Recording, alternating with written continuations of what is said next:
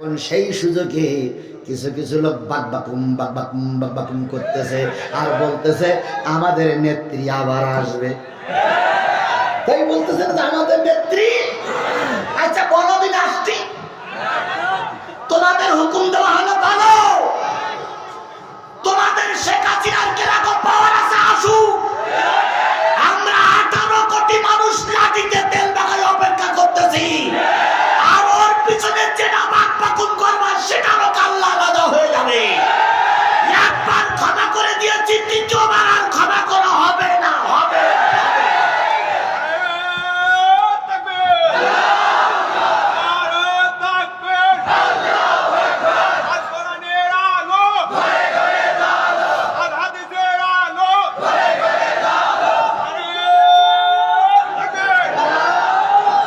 আমার ভাইরা, চিন্তার কোনো কারণ নাই। এই উল্লাপাড়ায় অনেক মাহফিল তোমরাই আমার বন্ধ করে দিয়েছিলে। উল্লাপাড়ার অনেক স্টেজ আমি আসার পরে ফিরে যেতে হয়েছে। সেই দিন আজকে আছে? জোরে বলেন, সেই দিন কি আজকে আছে? সেদিন মঞ্চে বড় বড় শয়তান দলীয় নেতারা বসেছিল, তাদের সামনে আমি বাঘের বাচ্চার মতন কথা বলেছি। সেদিন ওদের ভয়ে মুখে তালা লাগাইনি, আর আজকে ডাইনে বামে পিছনে সামনে রাস্তায় মাদ্রাসায় পাঁচিলের উপরে সব জামাত বিএনপির নেতারা বসে আছে।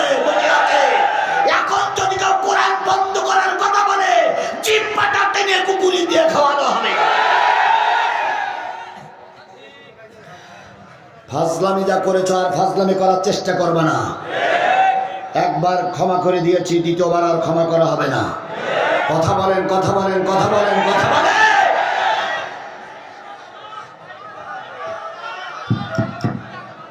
কি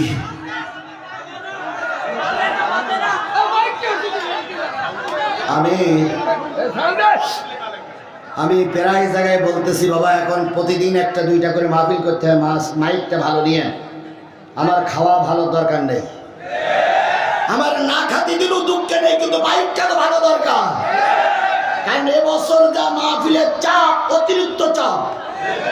আজকে যদি গলা বসে যায় তাহলে আগামীকালকের যাদের খেদমত আছে তারা কষ্ট পাবে না ভাই। এই জন্য এখানে মাহফিলের অনেকে দায়িত্বশীলরা বসে আছেন। আমি আবারও বলছি, মাহফিল যারা নিয়েছেন তাদের সবচেয়ে ভালো। পাকিস্তানের কেবল 2টো জাহাজ বাংলাদেশে এসেছে, সেই ভয়ে ভারত এখন চিন্তা করতেছে মাল বিক্রি করার আর কোনো জায়গা নাই। আবার আজকে কি শুনলেন? সকল ইসলামী দলের নেতৃবৃন্দ কোথায় সফর করেছে? ভারত চিন্তা করতেছে চীনের সাথে যদি যোগাযোগ হয়েই যায় আমার অবস্থা কেরাসিন। আর ভারত, তুই ভালো করে শুনে রেখে দাও, আমরা একা নই।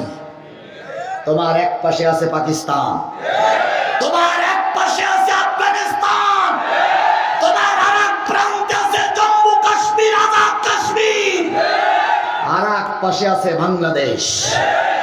চারিপাশ থেকে যদি নারাই তাকবীর স্লোগান দিয়ে তোমার এলাকায় ঢুকে পড়ি, তোমার বাঁচার মতো কোনো লাইন থাকবে না, কোনো লাইন থাকবে না, কোনো লাইন থাকবে না। বিএনপি ভাইদের জন্য আজকের একটা বিরাট আনন্দের দিন। এখানে যারা বিএনপি করতেছেন আপনার জন্য বিরাট একটা আনন্দের দিন। 21শে আগস্টের গ্রেনেড হামলায় আমাদের দেশের সম্পদ তারেক জিয়ার রায় হয়েছিল, সাবেক স্বরাষ্ট্রমন্ত্রীর রায় হয়েছিল। আজকের কোর্টের মাধ্যমে তাদেরকে বেকসুর খালাস দেওয়া হয়েছে। আজকে বিএনপির আনন্দের দিন, তার মানে আমরা ধারণা করছি খুব তাড়াতাড়ি তারেক জিয়া আমার দেশে আসবে। আর তারেক জিয়া দেশে আসা মানেই বিএনপিরা উজ্জীবিত হবে। কথা বলেন ঠিক না বেটি? আর এইটাই হয়েছে ভারতের জন্য গাত্রদাহ। সুতরাং বিএনপি জামাত আমরা ভাই ভাই। এখানে দ্বন্দ্ব করলেই শেখ হাসিনা আবার মাথা উঁচু করে দাঁড়ানোর সুযোগ পাবে।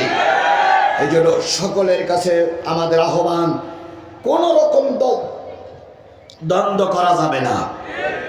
উল্টো বুঝবেন না, আপনি একটা দল করেন ভাই, একটা দল করতেই পারে গণতান্ত্রিক দেশে। খান সাহেব একটা দল করতে পারে, আপনার একটা দল করতে পারেন, তবে আপনারা জামাত ইসলাম মিলেই তো এই স্বাধীনতা আমরা এনেছি। কথা বলেন ঠিক না বেটি? এখন যদি দল করে পথ দিয়ে ভাগাভাগি করি, মারামারি করি, তাহলে ভারতের আর ভারতকে আসার সুযোগ আপনারাই করে দিবেন, আপনারাই করে দিবেন, আপনারাই করে দিবেন। এখানে যারা বিএনপি জামাতের লোক আছেন, শেখ হাসিনা অথবা ভারত আবার আমাদের দেশে এসে মাতবারি করুক, এটাকে আপনারা চান? জোরে বলেন চান? তাহলে ছোট্ট ছোট্ট সমস্যাগুলো নিজেরা সমাধান করে নিতে হবে, মারামারি করা যাবে না। মারামারি করা মানে নিজেদের পায়ে নিজেরা কুরুল মারা। কথা বুঝেছেন? কথা বুঝেছেন? কথা বুঝেছেন? আচ্ছা বলুন তো, এক বাবার 4টি ভাই, ভাই ভাই একটু দ্বন্দ্ব থাকে না থাকে না? তার মানে কি এই কাজ যে বাপের বাড়িতে বের করে দিতে হবে? তার মানে কি এই যে বড় ভাই যে ঘরে ছিল ওই ঘরেতে কবাই বের করে দিতে, এটা কি কাজ? তাহলে আমরা জামাত বিএনপি এখানে থাকতে গেলে টুকটাক 19-20 হতেই পারে, কিন্তু সেই 19-20 কে কেন্দ্র করে